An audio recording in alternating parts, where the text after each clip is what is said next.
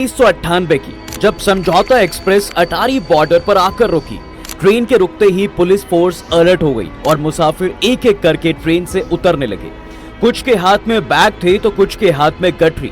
वो लोग सरहद पार से आए थे, इसलिए चेकिंग और पूछताछ इस तरीके से चल रही थी जैसे किसी खतरनाक मुजरिम से की जाती है। हालांकि ये कोई नई बात नहीं थी, जो लोग इधर से उस पार जाते थे उनके साथ भी ऐसा ही सलूक किया जाता था। पुलिस को उन लोगों की शक्लें तो याद हो चुकी थी, इनमें एक महिला भी थी। जब चेकिंग के लिए उसका नंबर आया तो पुलिस इंस्पेक्टर ने कड़क आवाज में कहा, बीबी तेरा बहुत आना जाना होता है और गठरी में क्या है। महिला ने हेलो फ्रेंड्स, मैं हूं सचिन, आप देख रहे हैं ऑनेस्ट रिएक्शन चैनल। तो आखिर 1998 में ऐसा क्या हुआ कि समझौता उसको रोकना पड़ा? इंडिया और पाकिस्तान के बीच में ऐसी क्या बात हो गई कि इस इतनी बड़ी ट्रेन को रोकनी पड़ी? तो चलिए जानते हैं, पूरा डिटेल में देखते हैं कि आखिर ऐसा क्या हुआ। तो चलिए वीडियो स्टार्ट करते हैं। 1998 की जब समझौता एक्सप्रेस अटारी बॉर्डर पर आकर रुकी, ट्रेन के रुकते ही पुलिस फोर्स अलर्ट हो गई और मुसाफिर एक एक करके ट्रेन से उतरने लगे। कुछ के हाथ में बैग थे तो कुछ के हाथ में गठरी। वो लोग सरहद पार से आए थे, इसलिए चेकिंग और पूछताछ इस तरीके से चल रही थी जैसे किसी खतरनाक मुजरिम से की जाती है। हालांकि ये कोई नई बात नहीं थी, जो लोग इधर से उस पार जाते थे उनके साथ भी ऐसा ही सलूक किया जाता था। पुलिस को उन लोगों की शक्लें तो याद हो चुकी थी, इनमें एक महिला भी थी। जब चेकिंग के लिए उसका नंबर आया तो पुलिस इंस्पेक्टर ने कड़क आवाज में कहा, बीबी तेरा बहुत आना जाना होता है और गठरी में क्या है। महिला ने जवाब दिया, नातेदारी है वहाँ अपनी। अब थोड़े डाउटफुल तरीके से देखते हुए इंस्पेक्टर ने पुलिस वाले को गठरी खोलने का इशारा किया। गठरी से एक जूसर मशीन निकली। तभी इंस्पेक्टर गुस्से में चीखा, इस पर 2 हथौड़े तो बजा। पुलिस वाले ने हथौड़ा उठाया और जूसर पर दे मारा। जूसर के कई टुकड़े हो गए। फिर जूसर के अंदर से जो निकला वो देखकर ऐसा लगा मानो वहाँ मौजूद पुलिस अधिकारी ये जानते थे कि उन्हें क्या हासिल होने वाला था। दरअसल उसमें 2 पिस्टलें बाहर निकली, लेकिन वो महिला थी कौन? आखिर ये धंधा कब से चल रहा था? इन हथियारों का क्या होता था? और क्या ये गठरियां ही आज तक भी भारत में फैलाने वाले डर की जड़ हैं, जिसे सब आतंक के नाम से जानते हैं? क्या थी पूरी कहानी, जानेंगे आज की इस वीडियो में। अगस्त 1947 देश भर में आदेश जारी कर दिया गया था कि भारत और पाकिस्तान 2 हिस्सों में अलग होने जा रहे हैं, इसलिए जो जिधर जाना चाहे जा सकता है। इस बंटवारे की जिम्मेदारी रेड क्लिफ को सौंपी गई। बॉर्डर लाइन खींचने के लिए उसे सिर्फ 10 से 12 दिन मिले थे, इसलिए उन्होंने बस एक बार हवाई जहाज से भारत को देखा और सरहदें बांट दी। इसी के साथ भाइयों की तरह रहने वाले एक देश के लोग 2 मुल्कों में पड़ चुके थे और दोनों मुल्क देखते ही देखते एक दूसरे के दुश्मन बनते चले गए। और इस दुश्मनी का रिजल्ट था 1965 एंड फिर 1971 का वॉर, जिसने दोनों देशों को इतनी दूर कर दिया कि कुछ किलोमीटर की दूरी भी बेहद लंबी लगने लगी थी। इस दूरी को कम करने के लिए दोनों देशों के बीच कई ट्रेनें चलाई गई, जिनमें से एक थी समझौता एक्सप्रेस। दरअसल आपसी रिश्तों को सुधारने के लिए जुलाई 1972 में शिमला समझौता किया गया। इस समझौते पर भारत के प्रधानमंत्री इंदिरा गांधी और पाकिस्तान के राष्ट्रपति जुल्फिकार अली भुट्टो ने दस्तखत किए और आपसी विवाद को मिलकर सुलझाने का वादा किया। साथ ही दोनों देश लोगों के बीच जमीन, हवा और समुद्री रास्ते से लिंक एस्टैब्लिश करने के लिए राजी भी हुए। इसी के तहत 22 जुलाई 1976 को पहली बार समझौता एक्सप्रेस रवाना हुई। अब शुरुआत में ये रोजाना अमृतसर से लाहौर के बीच चलती थी, लेकिन 4 साल बाद पंजाब में फैली अशांति की वजह से इस ट्रेन को अटारी तक ही लिमिटेड कर दिया गया। खैर, समझौता एक्सप्रेस ने दोनों देशों की सरहदों को छोटा करने में बेहतरीन रोल प्ले किया। इस दौरान एक नाम काफी पॉपुलर हुआ और वो था कैराना, जो उस समय उत्तर प्रदेश के मुजफ्फरनगर जिले का हिस्सा हुआ करता था। फिलहाल ये शामली जिले में लाहौर और कैराना के बीच करीब 450 किलोमीटर की दूरी है, जो बंटवारे के बाद बेहद लंबी लगने लगी थी। लेकिन समझौता एक्सप्रेस ने इस दूरी को खत्म कर दिया। दोनों के बीच गठरी कारोबार शुरू हुआ। सरहद पर यानी पाकिस्तान तक जाने वाले मुसाफिर यहाँ से पान सुपारी और मसालों का कारोबार करते थे। कैराना से पान सुपारी और मसालों की गठरियां पाकिस्तान जाती और वहां से उन्हीं गठरियों में बंद कर मिर्जा चप्पल और डिस्को कपड़े कैराना पहुंचते। भारत में ये कपड़ा मिथुन चक्रवर्ती की फिल्म डिस्को डांसर में काफी पॉपुलर भी हुआ था। ये बेहद चमकीला कपड़ा था, जिसके रंग भी भड़कीले होते थे। इस कपड़े की कमीज सिलवाकर पहनना तब नौजवानों का शौक हुआ करता था। ये गठरी व्यापार खूब फल फूल रहा था, लेकिन इन्हीं गठरियों से कब अपराध पनप गया पता नहीं चल सका। दरअसल पाकिस्तान से आने वाली मिर्जा चप्पल का तला करीब 2.5 इंच मोटा होता था। उस समय जो लोग इलीगल तरीकों से एक चीज को एक जगह से दूसरी जगह पहुंचाते थे, वहां से एक आइडिया आया वो लोग इस तले को काटकर इसमें सोने का बिस्किट रखने लगे। तले को इतनी सफाई से काटा जाता था कि किसी को भी शक ना हो। एक जोड़ी चप्पल 200 ग्राम से ज्यादा सोने की तस्करी का जरिया बन गई। ये सिलसिला कई सालों तक चला। शामली के ही सीनियर जर्नलिस्ट हैं इंद्रपाल पंचाल। उनकी माने तो उस समय इंटरनेशनल मार्केट में सोने की कीमतें हर देश में एक जैसी हो गई थी। गठरी कारोबार तब इतना पॉपुलर हुआ कि पाकिस्तान की खुफिया एजेंसी ISI भी इसमें अपना हाथ आजमाना चाहती थी। ISI की एंट्री के बाद सोने के बिस्किटों की जगह धीरे धीरे हथियारों ने ले ली। मिर्जा चप्पल की आमद कम हो गई और पिस्टलों को ढोने के लिए लाहौर का जूसर गठियों में चलने लगा। इस व्यापार के अलावा भी कैराना के सैकड़ों परिवारों का पाकिस्तान के शहरों से खून का रिश्ता था। शुरुआत में हमने जिस महिला का जिक्र किया था वो भी कैराना कस्बे की ही थी, जिसका नाम था फहमीदा। इस बिजनेस में कैराना के लोगों की अच्छी खासी गैंग थी जिनका ब्रेन वॉश किया गया था।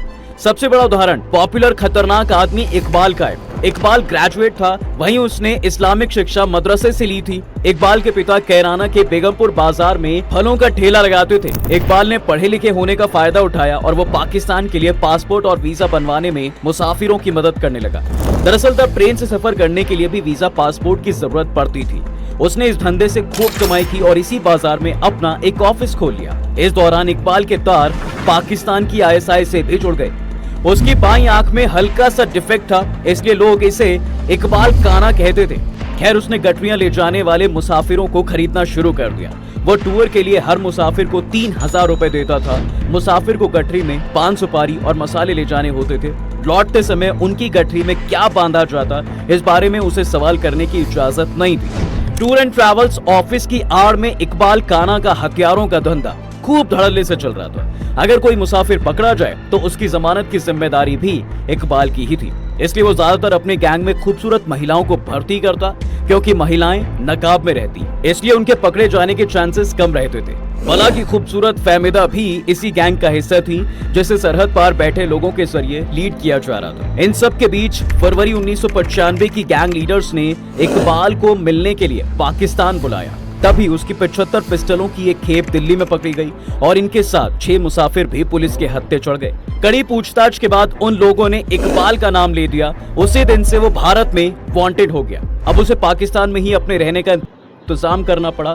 वो हमेशा के लिए सरहद पार के पंजाब में बस गया और ISI के लिए काम करने लगा। वहीं कैराना के कई लोग आज इकबाल काना का राइट हैंड बनकर काम करते हैं। इसके अलावा जेल से छूटने के बाद फहमीदा ने अपना नाम बदलकर हामिदा कर लिया और किसी तरह पाकिस्तान चली गई। इसके बाद साल 2000 में वो पाकिस्तान नागरिक बनकर फिर से भारत लौटी। उसने फर्जी पते और फर्जी नाम के साथ वीजा लिया, जिसके अकॉर्डिंग उसका नाम हामिदा था। उसका घर बागपत में था, लेकिन बागपत के बजाय वो कैराना में अपने परिवार के बीच आकर रहने लगी। लोकल खुफिया एजेंसी ने जब हामिदा की तलाश की तो वो कैराना में मिली। उसे वापस पाकिस्तान भेज दिया गया और हामिदा बनकर पाकिस्तान के लाहौर में बस गई। लेकिन इकबाल काना से अब भी उसके ताल्लुकात थे। कैराना और आतंक का कनेक्शन यहीं खत्म नहीं होता। शामली पुलिस के एक सीनियर अधिकारी की माने तो दरभंगा पार्सल ब्लास्ट मामले में 58 साल की सलीम अहमद उर्फ हाजी सलीम टुइया और उसके पड़ोसी कफील अहमद शामिल थे। NIA की पूछताछ में दोनों का पाकिस्तान से कनेक्शन मिला। पुलिस सूत्रों की अगर माने तो सलीम टुइया ISI से जुड़ी एक महिला से लगातार फोन पर बात करता था। सलीम का घर कैराना के औल खुर्द बिसातियान मोहल्ले की संकरी सी गली में है। इनफैक्ट वो 4 मंजिला शानदार कोठी है। पड़ोस में रहने वाली कफील की बहन बताती है कि वो लोग आपस के गांव में मसाले बेचते थे। उनका घर छोटा होने की वजह से मसालों का स्टॉक रखने के लिए जगह नहीं थी, तो उन्होंने हाजी सलीम के घर के निचले हिस्से में स्टोर बना लिया। उनके अकॉर्डिंग कफील का पाकिस्तान से कोई कनेक्शन नहीं है, लेकिन वो इस बात से हैरान है कि उनके साथ मसाले का छोटा मोटा कारोबार करने वाले सलीम टुइया पर अचानक इतना पैसे की बरसात कैसे हो गई। लेकिन NIA ने जब इन दोनों की गिरफ्तारी की तो बात समझ में आ गई। जांच में यह भी पता चला कि हाजी सलीम टुइया और कफील के बैंक खाते में मोटा पैसा आया है। इसके अलावा दरभंगा में जो पार्सल ब्लास्ट हुए थे उनके टुकड़ों पर NIA को नंबर मिला था, जिसकी तहकीकात की गई थी। ये नंबर कैराना के किसी शख्स का था। NIA कई बार कैराना आई, दर्जनों लोगों से पूछताछ की। इसके बाद उसने हैदराबाद के नामपल्ली से नासिर मलिक उर्फ नासिर खान और मोहम्मद इमरान मलिक को गिरफ्तार किया। जांच एजेंसी के प्रेस नोट के मुताबिक दोनों सगे भाई हैं और लश्कर-ए-तैयबा के आतंकवादी। अपने हैंडलर्स के इशारे पर इन दोनों ने पहले IED बम बनाया, उसे एक कपड़े के पार्सल में पैक किया और फिर सिकंदराबाद से दरभंगा जाने वाली ट्रेन में फिट कर दिया। एजेंसी के मुताबिक नासिर खान 2012 में पाकिस्तान में लश्कर के हैंडलर से मिला था। उसने वहां स्थानीय बाजार में आसानी से मिलने वाले केमिकल्स के यूज करके आईईडी बम बनाना सीखा। दूसरी ओर इन दोनों के पिता हाजी मूसा खान बताते हैं कि नासिर 20 साल से हैदराबाद में कपड़े का कारोबार कर रहा था। उसके बीवी बच्चे भी वहीं रहते हैं। कुछ साल पहले वो छोटे भाई इमरान को भी अपने साथ ले गया। दोनों कम पढ़े लिखे हैं। मूसा खान दावा करते हैं कि वो भारतीय सेना के सैनिक रह चुके हैं और उनका बेटा कपड़े के कारोबार के साथ भारतीय खुफिया एजेंसी का सिपाही था। लेकिन इन दोनों दावों को प्रूफ करने के लिए उनके पास कुछ भी नहीं। उनके नाम राशन की एक दुकान है, आगे से घर टूटा फूटा है, लेकिन दूसरी ओर प्लॉट के एक बड़े हिस्से में जोर शोर से काम जारी है, यानी घर बन रहा है। लेकिन सवाल फिर वही है कि जब घर में खाने के लाले हैं तो मकान बनवाने के लिए 80 साल की उम्र में मूसा खान के पास लाखों रुपए कहां से आए। ये धंधा पानी कैराना में आज भी चल रहा है, जो पाकिस्तान की गठरियों में भरकर यहाँ तक लाया गया था और इसका जरिया बनी थी समझौता एक्सप्रेस, जिसे पाकिस्तान ने बंद कर दिया है। दरअसल जम्मू कश्मीर से अनुच्छेद 370 हटाए जाने के बाद से पाकिस्तान बौखला गया था, इसलिए उसने सरहद पर समझौता एक्सप्रेस ट्रेन को रोक दिया। इसके बाद ट्रेन अटारी वाघा बॉर्डर से वापस लौट आई।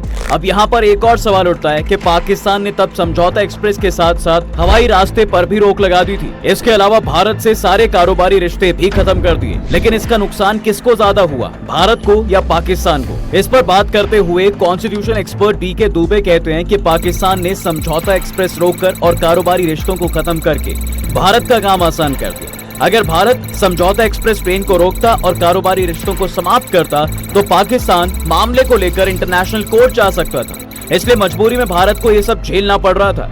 लेकिन अब इसके बंद होने से सीमा पार से होने वाली तस्करी और आतंकी घुसपैठ रोकने में भी मदद मिल रही है। दुबे का कहना है कि पाकिस्तान कंगाल हो चुका है। समझौता एक्सप्रेस बंद होने से भारत की करेंसी पाकिस्तान को नहीं मिल रही, जिसका खामियाजा वो भुगत रहा है। जहां तक भारत की बात है तो भारत किसी भी तरह से पाकिस्तान पर तो डिपेंड नहीं है। वहीं पाकिस्तान के इस कारनामे से भारत को पूरी दुनिया को अब ये खुलकर बता सकता है कि पाकिस्तान जिस समझौते को करता है वो उसी का पालन नहीं करता है।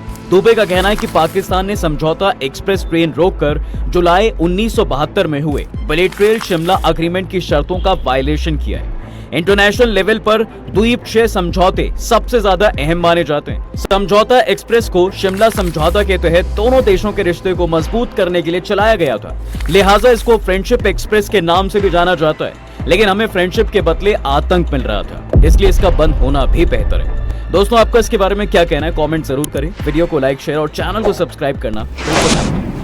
तो फाइनली का इस वीडियो होता है खत्म। तो जैसा कि आपने देखा कि समझौता एक्सप्रेस को किस कारण से बंद कराया गया था, और पाकिस्तान ये सिर्फ अभी का नहीं है, पाकिस्तान स्टार्टिंग से ही इंडिया के लिए बुरा बर्ताव और बुरा व्यवहार करता आया है। अब जैसा कि इसमें दिखाया गया है कि ये लोग स्मगलिंग करते थे, तो ये पाकिस्तान के साथ में बहुत पहले से ही है कि वो कहते हैं ना कि जिसके खून में ही गंदगी हो वो अच्छा बन ही नहीं सकता। तो सेम यही है इसके पाकिस्तान के साथ में। समझौता एक्सप्रेस को बनाया गया था हम दोनों के बीच के रिलेशन को अच्छा करने के लिए, लेकिन इन लोगों ने उसमें स्मगलिंग, बहुत सारे गलत काम उसमें करना स्टार्ट कर दिया और खुद ही इन लोगों ने बंद कर दिया। तो ये एक तरफ से इंडिया के लिए भी अच्छा हुआ कि अगर इंडिया इस चीज़ को बंद कर देता, चाहे ट्रेड बंद कर देता या तो इस ट्रेन को अगर बंद कर देता, तो ये पाकिस्तान इंडिया के ऊपर में एलिगेशन लगा सकते थे कि भाई ये